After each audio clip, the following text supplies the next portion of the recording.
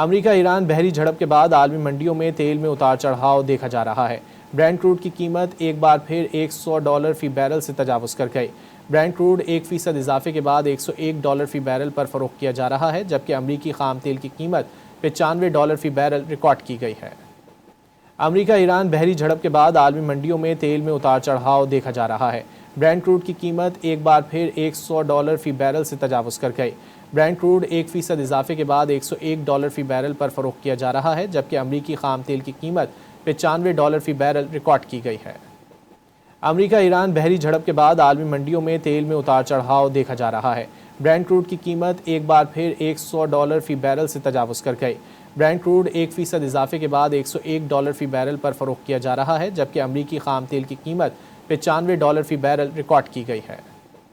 America Iran बहरी झड़प के बाद आलमी मंडियों में तेल में उतार चढ़ाव देखा जा रहा है। ब्रेंट क्रूड की कीमत एक बार फिर $100 फी बैरल से तजावुज़ कर गई। ब्रेंट क्रूड 1% इजाफे के बाद $101 फी बैरल पर फरोख्त किया जा रहा है, जबकि अमरीकी खाम तेल की कीमत $95 फी बैरल रिकॉर्ड की गई है।